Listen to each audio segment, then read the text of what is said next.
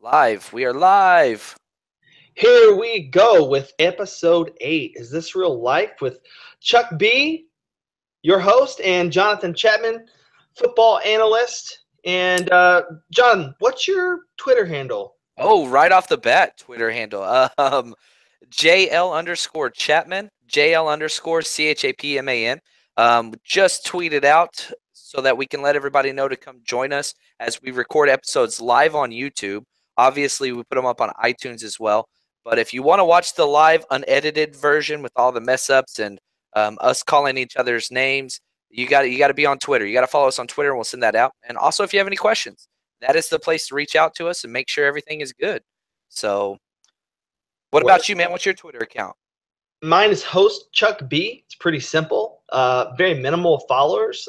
So it's kind of a rare account to follow, if you will. Very, very exclusive. Yeah, So, very exclusive club. I don't really let a lot of people follow me. So, anyways, that that's is a wonderful. that's another Twitter conversation. But man, we're in it, dude. Preseason is upon us. Panthers and Texans are going right now, and we've got some preseason fantasy news that matters to fantasy production. And I'm just going to go in on the number one thing: hold the brakes, hold the train. Joe Mixon is number 4 on the depth chart. Number 4 on the depth chart. Of all the rookies, he was getting the most hype, and everybody's like, oh, he should be challenging Leonard Fournette and Christian McCaffrey.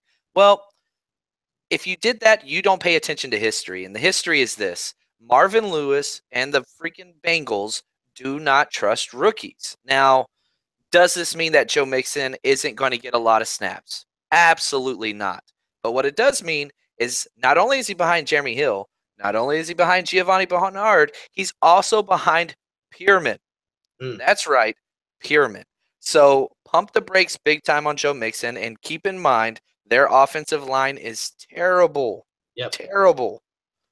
So you gotta knock him down. I'm knocking him down around. I'm not getting him in any of my drafts, which is that kind of scares me. The talent is there, but the situation is it's not good, not good Yeah. at all. I'm seeing him taken very high in some mock drafts. Like people are going into the third round and grabbing him at that with the third pick. I mean, that's just kind of wild to me. But hopefully they slow the brakes. Number 4 on the depth chart, people, slow down. Um, Another piece of news, which some people, there was a lot of cool memes that come out this week about Jay Cutler, but he signed with the Dolphins. What do you think about that? So one, it's hilarious. Obviously, he and Adam Gase, they were together in Chicago for Jay Cutler's last somewhat decent year. He's not a fantasy viable option whatsoever. I do not have him in my top 20 quarterbacks. Um, but what it means for the other players, it's not really that big of a deal. Tannehill's not really a great quarterback. He's Yeah. never been really been successful. But Jay Cutler takes more gambles, and so what I've done in my rankings, and it's very slight moves, but I'm moving Jarvis Landry down a little bit, Hmm. and I am bumping Parker and Stills up just a tad bit. So that's kind of what's going to do. I will say this: it's going to be a lot harder to load the box. Not that people were doing that in Miami, but Cutler will sling it. I mean, he's got an arm, and he's got an arm, and he smokes lots of cigarettes. So Yeah. take that for whatever that's worth. The other thing is he has a really high tight end usage. So Julius, he goes up a little bit. Man, I'll say this. That's well said, and Gase has always been really, really big on that. All the cards are in play for Julius to pan out. I don't think it's going to happen, but it's there. It should happen. Um, And if to you your wait on point, tight end, grab him. yeah, and to your point though, you can't load the box. I mean, you could say what you want about Jay Cutler. The guy can sling it, and like you said too, another guy who I'm in agreement with you on. I think Kenny Stills benefits because he likes to go deep, and likes to go deep as long as they're friends. Because if they're not friends, Jay Cutler won't throw to you. He'll get you off the team. He'll That's get you right. off the team. So it's just a bunch of fun to see Jay Cutler there, and then also say, I don't really need to be in, tip top shape or anything like that. He's kind of He said, because I'm a quarterback, I don't have to be in good shape. Like, that is a thing that he has said. And it's just like he's just trolling everybody, just like, who gives a shit, man? I got a hot wife, I've got a lot of money, I'm playing, I don't care, it's $10 million. And what's crazy is he can make up to $13 million this year. And a while ago, I wanted to chime in. You talked about Kenny Stills. Kenny Stills had more touchdowns last year than Jarvis Landry and Devontae Parker combined. Mm. And that could go up. Like he could legitimately be a 10 touchdown player, but I don't think he's going to get the receptions or the yards to be like a top 2 wide receiver. When I say top 2, top 24. But yeah, he's a play, and you can get him late. He's going super, super late. Yeah, never been a real believer in him, but I could be eating my words. Hey. Martavis Bryant. This guy's kind of reinstated. I've heard that he's allowed to practice, or what's going on? So this is ridiculous, and this is, you and I, we've gone to the draft before, and every single damn time Roger Goodell comes outside, everybody boos him. And I'm not one of the guys that boo him. I'm just like, man, what's the big deal? Like, come on, Yeah. I get it, whatever. But it's when he does stuff like this and screws people over that it kind of makes me want to say, come on, man, you're kind of being a D-bag here. Yeah. Because the guy's done his suspension. He smoked weed, which take that for whatever it's worth. He's done everything right. Give the guy a chance. Why do you have to lead him on like this? Yeah, it's terrible. He's going to miss that time, and because of that, maybe some other receivers are going to get there, like Juju Schuster, who there was already a little bit of beef on draft day. That was awesome. Yeah. But the thing is now Martavis Bryant can practice and play in preseason games, but he has not been fully reinstated for regular season matches, which probably is going to happen. It seems like the idea behind the NFL front office is, well, let's string them out and see if they're going to overreact. So let's give him bad news and see if he goes out and smokes weed. Let's test him one more time, then we'll reinstate him. And so they just go slow with all this, and it's bad. But I'll tell you this right now. If and when, because I think Martavis Bryant's going to be reinstated before the season starts, he is going as wide receiver 22. Okay, so he's already a number 2 wide receiver. And he's going to put up crazy touchdowns. But what's more important than him is what happens with Big Ben. If you prorate out all of the games that Big Ben and Martavis Bryant have played together for 16 games for a full fantasy season, or for Big Ben has over 5,300 yards. Wow. So we'll see. We'll see what happens. Hopefully he's healthy and he stays off the weed. And Big Ben stays healthy. Yeah, that's true. That's a good one too. So another guy who a little bit suspicious, has a very high ceiling if things can work out. Mike Gillislee has missed 7 straight practices. Should we be alarmed? That is unreal. 7 straight practices. And his ADP continues to go up. It's not even going down. It's not being affected. People see New England, and everybody wants a part of it. I get it. Their offense is absolutely insane. But you should be alarmed. You definitely should be alarmed. He's not a person that I'm going to target in a lot of my drafts, because what I'm hoping for is just that he does really bad the first couple of weeks. And whenever I say bad, it's just because of playing time. I believe if he gets the opportunity, he's going to be successful. But if Rex Burkhead gets the opportunity as the goal line back, he also is going to be successful. So he's not a guy I'm getting in drafts. He's going as the number, sorry, I got it right here. He's going as running back 19. He's going ahead of Carlos Hyde, Dalvin Cook. Wow. Yeah, I'm not taking him. There's a reason why I'm not getting him. And does that add more value to James White? I mean, could James White be that feature back? Well, the depth chart came out today, and the co-starters for running back were none other than your old boy, Dion Lewis, and James White were listed as co-starters at running back. So you never, and this is the knock on the Patriots. It has nothing to do with the situation. It's Bill Belichick will screw your fantasy team over. That's just what he does. And as soon as you think he's going to do something, nope. If you remember, James White had like 180 yards rushing in one game and then didn't get one carry the next game. How do you understand that? It doesn't even make sense. Right.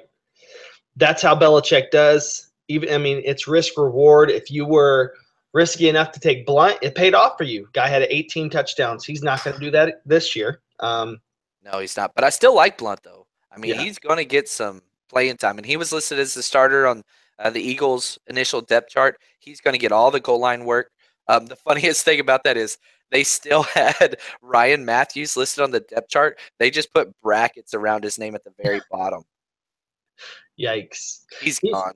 I heard he's working out, though. They're like saying, oh, he's working out very hard, though, outside of the team practices. Like, well, so they get a save. I think it's like 1.2 million if they wait to cut him at the last cut. So it's coming, and it's going to help their salary cap out. Like, it's going to happen.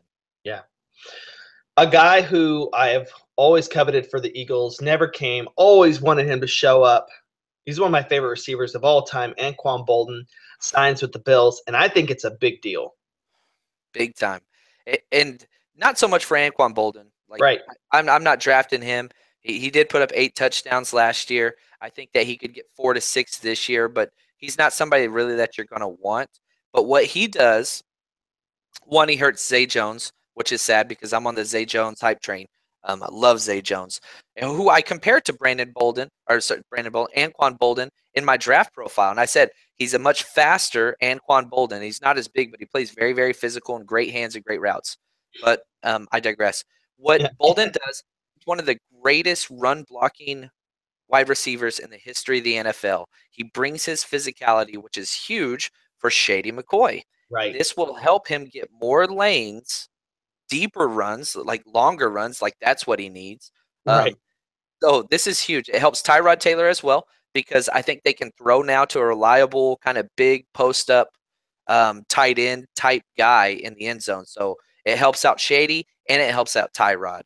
I mean, you could kind of imagine having Zay and Anquan split out right, Watkins out to the left, and McCoy in the backfield. And then the defense has to worry about that sweep or that run to the right side. And then you've got to make sure to pay attention to Sammy Watkins. And then you've got a dual threat quarterback, which works out perfectly for McCoy because that's what he's always rushed very well when he's had a dual threat quarterback because you got to pay attention to the backside. So all of it's coming together for the Bills. Will they be able to take out the Patriots? No, but they're a good team. No, they're not taking out the Patriots. The Patriots are golden. Yeah, they're golden. I hate to say that. Another guy who you were geeking out before the draft, Kareem Hunt. John would send me text messages or call, be like, "You got to check this guy out."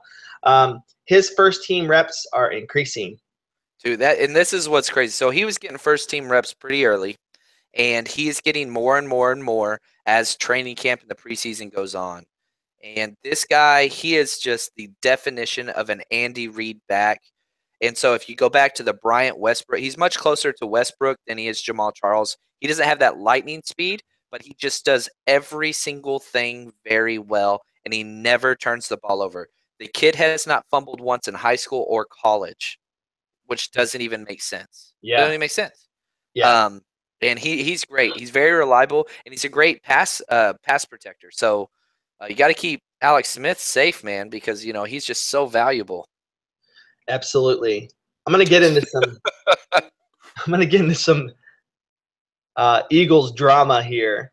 So if you're not a Philadelphia Eagles fan, you don't know that it's congratulations. First off, if you're not a Philadelphia Eagles fan, congratulations. You've won at life. You're making good choices. But you don't know that they actually have a fantastic preseason coverage, live training camp coverage, which actually they got in trouble for because there were some reports that other teams were using their live film to, basically give away their plays, their formation, their language. So dumb, but also very entertaining. But that crew is still there, and you can go and watch. It's like they've got episodes. But one of the battles that's kind of going on internally is this Nelson Aguilar versus Jordan Matthews thing. So Nelson Aguilar had a horrendous season. I can't even – I want to compare it to Todd Pinkston, but I don't know. It's not that bad, but it's pretty bad. And he would just drop balls in the end zone. He would run wrong routes. It was terrible. But he's had his spring camp, and now – when people are lined up on him, He's not dropping balls. He's making consistent acrobatic catches all over the field. He's looked insane. But it's preseason. It's training camp. Who knows? So then a lot of people are like, oh, he should be the slot receiver. And legitimately, it started some buzz, even among Daniel Jeremiah for NFL Yeah, Network, I did see that. I did see that. where Jordan Matthews fired back at him because Daniel Jeremiah said Nelson's got the edge basically on Jordan Matthews. And Jordan Matthews said, well, his mock drafts are always wrong, so what does he know? And then NFL Network threw a shot back at Jordan Matthews and said, actually, he's one of the more accurate mock drafters that there is, which I actually find hard to believe.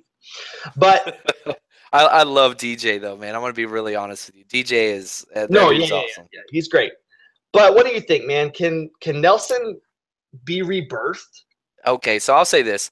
I think the Eagles are historically known, especially recently, for having some of the worst wide receivers in the NFL. Let's just put some numbers to this, okay? Nelson Aguilar, I didn't even prepare for this, but click away. He was ranked as the 115th wide receiver by Pro Football Focus. Wow. That means there's 114 better. I don't know if you figured that out. Yeah, that's 114. Nelson Aguilar is the new Riley Cooper. Mm. That's what you guys do, man. He has all the talent in the world. One, you don't draft USC wide receivers. Let me just say that. That should be a rule. Oh, and we've done that a lot. We've done that. Ugh. How's that worked for you? How's that worked? Not good. Exactly. No, Nelson Aguilar is not a commodity in the NFL. I think he'll be done here in a couple years. I don't mind if he stays on the roster. I get it. But he should nowhere near be competing with Jordan Matthews. They're not even the same ballpark. I agree. I don't love Jordan Matthews in the slot all the time, though. I think he's very consistent. I don't love his breakaway speed, though. He gets caught pretty often. I think he's a very solid number 3 wide receiver. So I understand when people have the temptation to say, we want a Cole Beasley. Like, you take a look at what the Cowboys have in that slot receiver, and that dude is everything you want. He touches the ball on that cross, and he's going 15 yards every time. Right. So Julian Edelman, you want somebody who can do that. And Jordan Matthews, on the other hand, he can do those things, but it's just slower, and he doesn't get as much yards. So I get it. I feel you. I feel you there. I just know fantasy, absolutely not. NFL, absolutely not, actually. So, yeah, it just knows for me. So it doesn't mess with Jordan Matthews' ADP? No. Okay. One, I don't know why you're taking Jordan Matthews as high as anybody is. His ADP is way too high right now. Right, I agree. Way too high right now. I don't want him. I mean, why? What's he going to do? He's competing with a million people. Sproles, Ertz, Alshon, Torrey Smith. It doesn't make sense. So he's going – now, I'll say this. It's back down a lot. He's dropped a full round in the past week. So he's going as the number 51 wide receiver right now. But here's, again, these are the people going behind him. Mike Wallace, oh my gosh. Richard Matthews, yeah, take him. Zay Jones, 100%. Ted Ginn Jr., 100% take him. By the way, Ted Ginn Jr. opened up as a starter on the depth chart ahead of Willie Snead. Who saw that one coming? I did not see that coming. So I got to give credit to actually my brother called that. He said that he saw Ted Ginn being really productive, and maybe that's a really good steal for the Saints. It really is. Basically, he's Brandon Cooks, but way cheaper. Now he can't run the routes, but he's still got that top end speed, and he can catch the deep ball. He's done it everywhere he's gone. Yep. So it's not a bad move. I would really special. He's really special at home too. Every time he went home for the Panthers, he showed out. Every time he went away, he was a non-starter. Yeah. So it's interesting. Here's something else that's interesting. As we have this preseason game going on, first of all, Deshaun Watson looking good, folks. Man, I'm a huge believer in the talent. I really, really am. Now, do you draft him? No, he's not even listed as a starter right now, and he probably won't be. But if you're playing Superflex or a 2 QB league, man, you got to get him early. So I am picking number 5 in my Dynasty Superflex league, and if a certain running back is not there, I think I'm taking Deshaun there. I think I I'm love how coded you were just then, in case any of your dynasty guys are watching. those a-holes, they're listening. They're listening. And a lot of that has to do with roster construction, right? So, like, I'm loaded at receiver, so I don't need Corey Davis. Probably wouldn't take Mike Williams now anyway. But again, I've already talked about how I'm not a big Joe Mixon guy, so I'm not taking him. And I'm not the biggest believer in Minnesota's offensive line. So I'm docking Dalvin Cook a little bit there. So, I mean, you can fill out the blanks. I love Christian McCaffrey. Tonight was his very first game, and he looked pretty solid, man. He didn't look amazing, no big plays, but I love Christian McCaffrey, especially if you're in a PPR. You're in a PPR, whew, I don't know why he would not be your number one running back in rookie dynasty drafts. It makes zero sense to me. So Deshaun looking awesome and somebody who I think is eventually going to take that job, except for there's a very important person on that team who doesn't believe so. Yeah, this was shocking. Yeah, he went on record and said, Tom Savage is our guy. There shouldn't be any more questions. Whoa. And I'll say this. Here's what you do. Let's say I'm Tom Savage, okay? Here's what I do. I go up to Hopkins, Nook, and I say, hey, dude, I'm going to throw you the ball every damn play. Will you just give me some pub on Twitter? And it sounds like that's what happened behind the scenes. And if I'm Bill O'Brien, the offensive coordinator / head coach, I'm sitting there thinking, man, this guy's my franchise player. Let's roll with it. Now, I'll tell you this. If they drop to a losing record, he's going to be pulled right away. So the job is going to be Tom Savage. He's going to start week 1. I guarantee that. But if they lose week 1, it's going to get kind of shaky. If they lose week 2, it's over. I promise you that. So it's going to be a short leash. Especially if you see that defense really holding people down and you're like, okay, all you got to do is score a touchdown or 2 and we should have this game, and Tom Savage can't produce. Absolutely. Foreman looked really well. He looked good tonight too.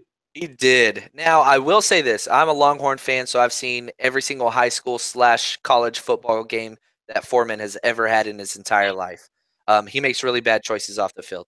Having said that, his running style scares the mess out of me, and he got laid out twice because when he goes through the hole, he's an upright runner, very similar to Adrian Peterson, but not as punishing or physical. He's big. Yeah, he's actually bigger than Adrian Peterson, but he's not that mean kind of upright runner.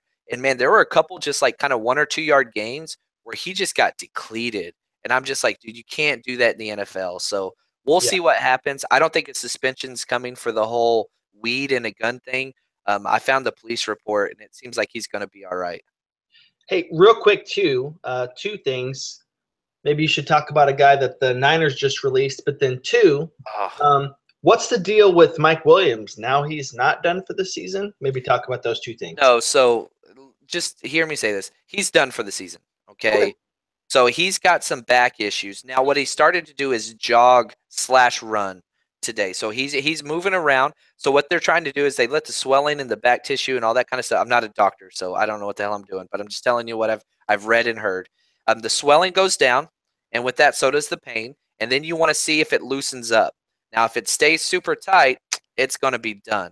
And I guarantee you, based on the reports, the doctors are saying, dude, you need to have this surgery. We just need to be done with it.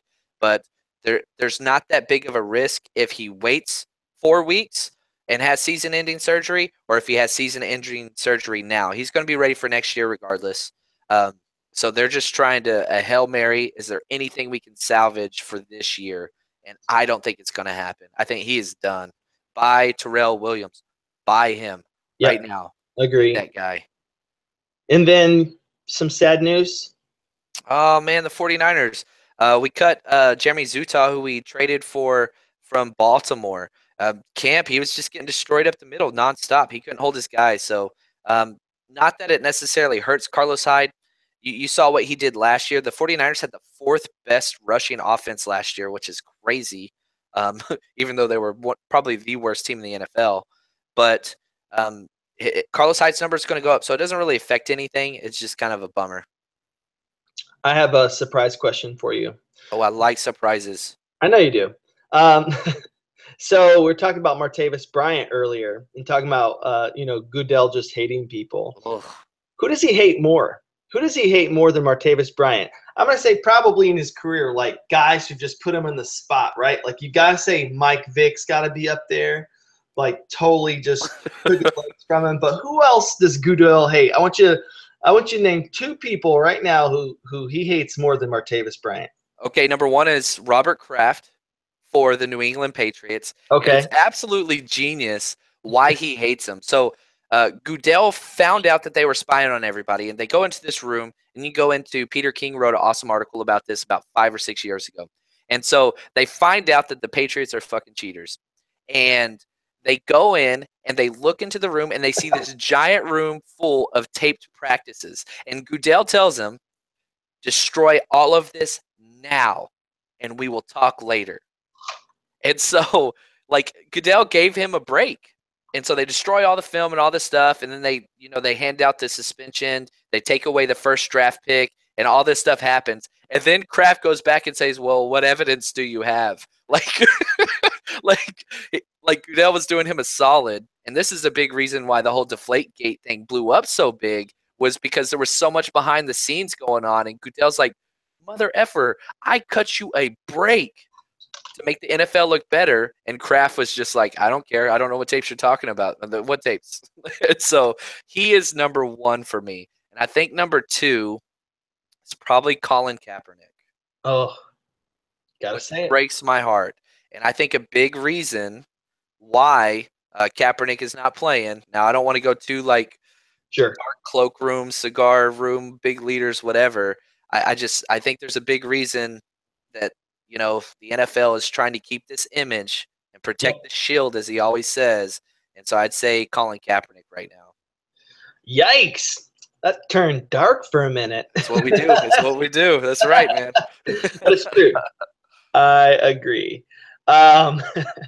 So last night was premiered Hard Knocks, which is like my favorite show. I flipped out. So I did not watch it live. I was waiting to take care of everything I needed to do and then watch it whenever I could like focus in on HBO Go. And the HBO, they don't release it until the next morning on HBO Go. So I was a little upset, but that's okay.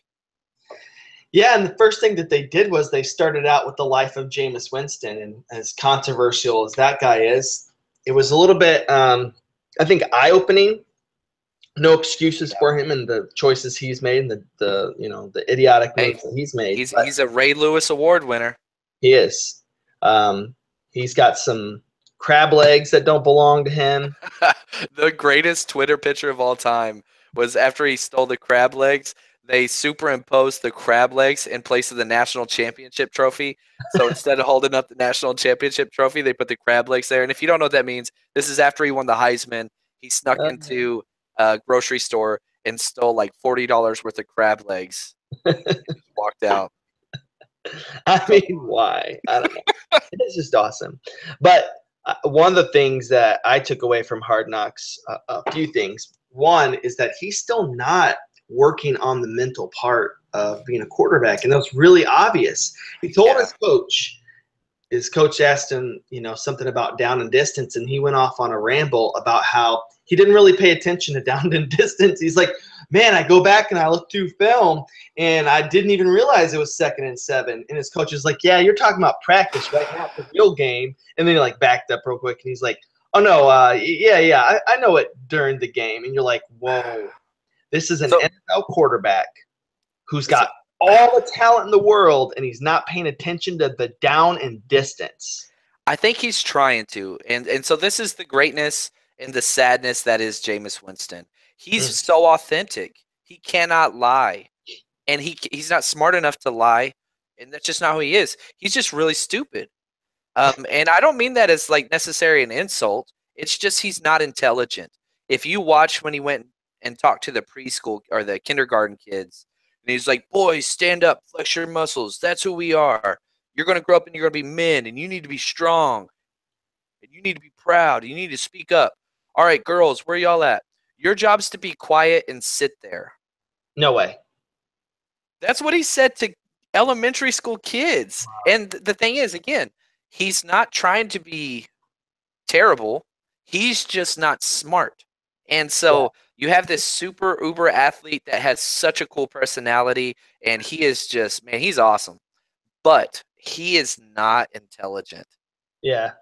John has a special way of of insulting somebody and complimenting them, and I've been at the brunt of it before, and you don't even know how to feel. It's a spiritual blessing, you know. It's kind of it's what I bring to the world is that I want to build you up and then bring you down at the same time, and it's just it's It's like just he's awesome, but he's a stupid human being. You know what I'm saying? Anyways, yeah. one of the other things that I realized about this team is that I do think that they're on the upswing, though. So they were a 9-7 team last year, and they add Deshaun Jackson, who looks like a beast in camp. And then you look at Mike Evans across the way, and what are you going to do as a defense with You haven't OJ? even brought up OJ Howard either. Yeah, you got OJ Howard Golly. there. But what are you going to do? You don't got to do anything. You got to let Jameis throw picks, and that's what he's going to do. That's how they're going to end their seasons. Why they're going to fall apart.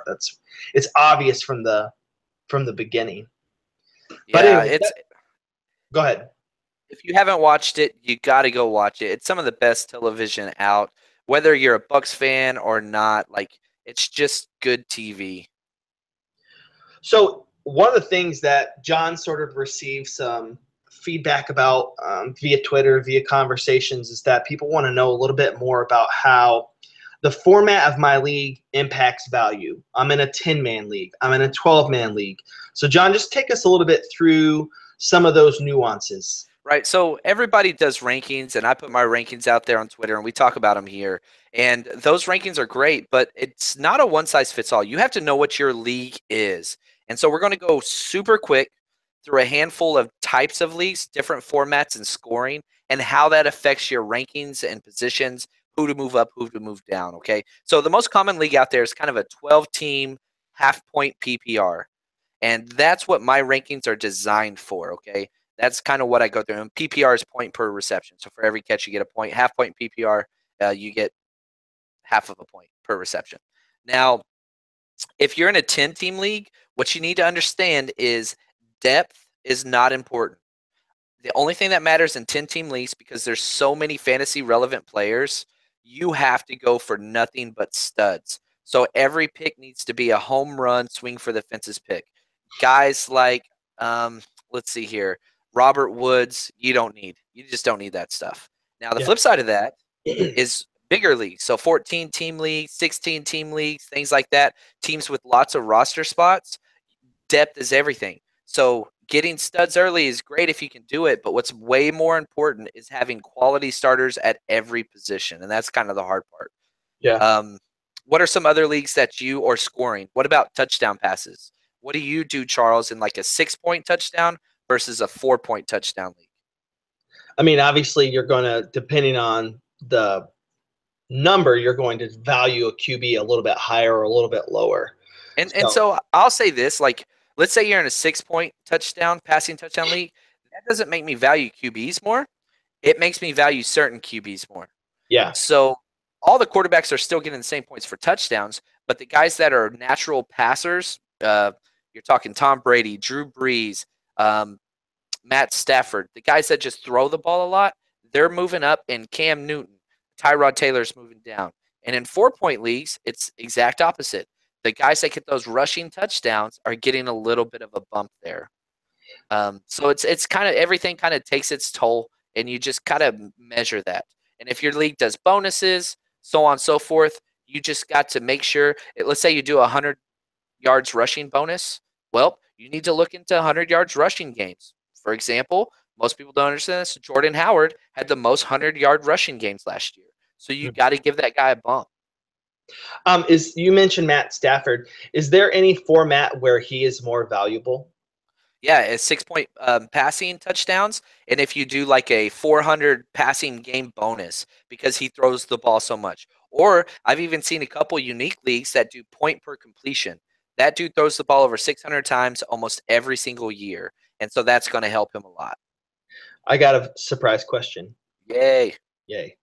In your humble opinion, John. I'm not humble. Go ahead. In your not humble opinion, what's the purest form of fantasy football? Ooh, well said. 12-team, half point per reception, 2 receivers, 2 running backs, 2 flex. The flex spots can be wide receiver, tight end, or running back. And I do not want a kicker. Wow. I didn't know that about you. I don't believe in it. I don't believe in it. That's interesting. I learned something new about you. Having said that, I love leagues with kickers because people draft them early and they are dumb and it pushes talent down to me. But I don't think that it's a very good fantasy indicator for preparation and stat driven and all that kind of stuff. I just don't think it is. Deal with it, John. It's Boom. part of the game. It's part of the game. Kickers are people too. Is there any other notes on the formatting impacting value? Yeah, 2QB and Superflex leagues, which are so much fun. If you're not involved in one of these leagues, go check them out because it changes the way you see the game. And so you can start 2 quarterbacks on a team. So this makes the quarterback position very, very valuable. And so it doesn't change your top guys or how you rank out the quarterbacks. But what it does do is it makes quarterbacks 15 through 30 very, very important as well. So it creates a lot more depth there and it changes up the strategy a lot. It's a lot of fun. So if you're not in one of those, go get those. And the last thing I'll say is if you're in a dynasty league, everybody chases youth. I'm very, very guilty of this as well. But your plan is to win this year, not 3 years down the road. Oh, man, my team's going to be unstoppable in 4 years. Nope. You don't even know if the league's going to be around. So win now. Now, you want to give it a slight upgrade to younger players, but you don't want to mortgage this season just so you'll be good later. Good advice. Very good advice. Let's move on to my favorite part. Let's talk about a division. Today we're talking about the AFC West, and in my humble opinion, I'm not humble either, I think it's the first or second most competitive division in the NFL. It is. They put out some unreal teams and great defenses besides the Raiders. Great defenses. I mean, they're pretty nuts. Yeah, so I think we kind of differ. I think we know this about each other already in advance, but we differ on how this is going to go. So why don't let's start with you. Who do you got finishing dead last in this ultra competitive division? So I say dead last, and it's the Chargers, and that makes me sad because they're probably one of my favorite teams in this division. I absolutely love Phillip Rivers. Like, somebody asked me, like, oh, if you could be any NFL player, like, who would you be? Number one, I'd say Gronk, just because I'm a douchebag. But I love the way he plays and his attitude. And number two, I'd say Phillip Rivers. I love that it's a quarterback out there talking trash, and he's so great. But they are screwed. They've already lost their first and second round draft pick this year. It's not going to go well. I disagree. I disagree. So where do you got them at? What do you have to? I got them at third, okay? And I'll talk about who I've got last. But first of all, this is going to be one of those divisions and one of those years where they're going to have better records than a loser, in another division. These are going to be competitive teams.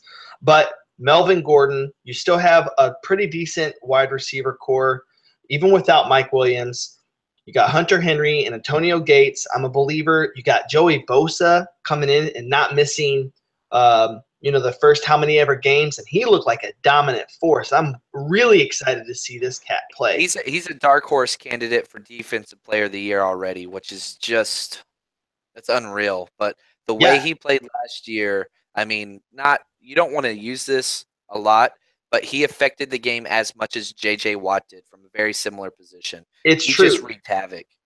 It's true. I couldn't believe what I was watching because I didn't know it was going to be like that right off the bat. He was eating up offensive linemen. They couldn't even put their hands on him at times. Seemed easy for him. And I'll say this. I knocked him down my rankings for the NFL draft. I didn't think that he was going to pan out like he did, but I was wrong on him. Oof. So I gave you my third, so let me back up. And we'll kind of go together, right? So what do you have losing? I got the Chiefs in dead last. And my gosh. What? Yeah. It's a surprise. It's a shocker. So here's the deal. I'm an Eagles fan. I know Andy Reid really well. Let me tell you something about Andy Reid. Number one, he'll never win you a Super Bowl. Number two, on average, he's going to win. You can hear the resentment and anger. Like you sound like the ex-middle school girlfriend that just won't let it go 10 years later. That is wonderful. He didn't call me back any kind of morning, but whatever. So he'll win you 10 to 12 games, okay, and not win you a Super Bowl. But also, every now and again, Andy Reid just has a piss poor year. And I say Andy Reid like it's all him. But what he does is he keeps things so the same that the league catches on. And I think that this is a year that Alex Smith takes a step back. I think that this is a year where if your only focus is going to be Tyreek Hill and Travis Kelce, but you've got Alex Smith running point, I'm not loving it. And then the defense lost Poe, and I think that they just that was traded huge, away actually. a Pro Bowl linebacker. I'm not feeling them in this really competitive because they've got to go against the Chargers, Raiders, and Broncos twice. And I don't love the way that they're going to pan out in those situations. So Chiefs last, Chargers third. Who do you got third? Third, I got the Broncos, which I feel like is a little off. The Broncos, I mean, they've been awesome for a while.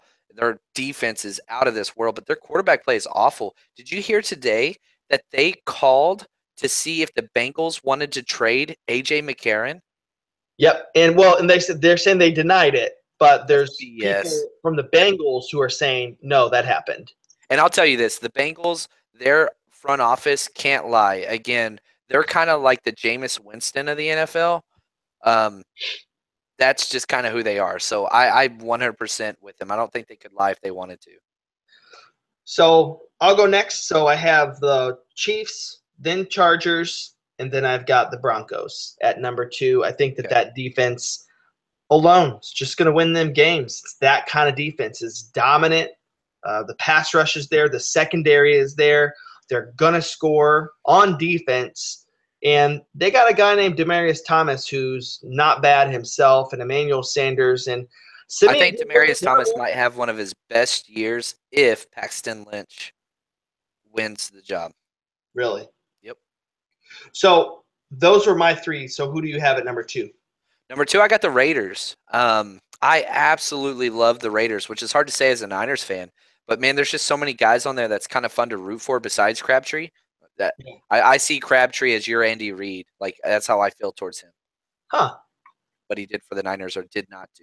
Hold out 10 games as a rookie. What a turd. Anyway, the Raiders had the 26th defense last year. Their offense is amazing. But outside of Khalil Mack and probably Mario Edwards Jr. on that defensive line, they are void of talent. And so I believe this is a defensive-driven league and a quarterback-driven league. And so I think they have half the equation. So. And we are in disagreement, my friend. And I'll say this. Last year was their first winning season in 15 years. Since they were in the Super Bowl. That's the last time they had a winning record. I believe in Derek Carr. Yeah.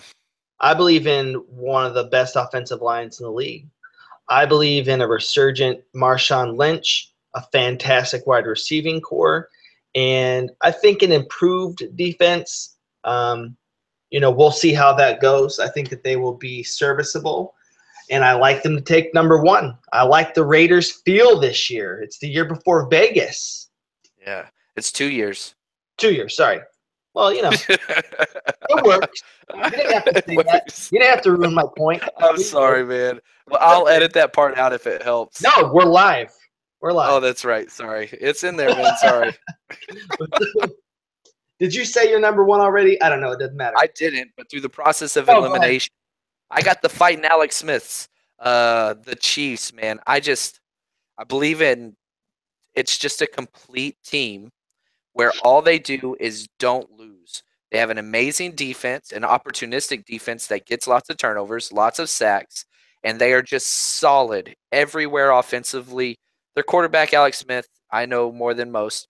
He's not going to win you games, but he doesn't lose you games. They finished in the top 2 in the division the last 4 years in a row, and I believe in Andy Reid. I think he's one of the greatest coaches in the NFL. I really do. He's pretty darn good. He's almost a Super Bowl kind of coach. So I'll tell you this. No. I have the Chiefs first. You have the Chiefs last. Yeah. I think it's time to make another ridiculous, crazy John Charles bet. Well, if you got him at first and I am at 4th, yes. Because I have them at, I think, maybe around going 8-8. That's where I think I have the Chiefs. You got them going 8-8. So I'll say this. Well, I'll just go straight with your terms because I'm feeling pretty confident about this. Okay. Do you want me to give you stats to support what I'm about to say, or do you just want me to go make ahead. the bet? You ruined a lot tonight. Go ahead. Okay. Okay. Well, let's say this. Okay, so you have them going at 8-8. Yep. So let's make 8-8 the Vegas line. So if they finish 8-8, we don't have a winner. So if they finish with 7-9 and below, you win the bet. If they finish at 9-7 and above, I win the bet. Works. That works for me. You're okay with this? Absolutely. So you're saying they will not get to 9 wins?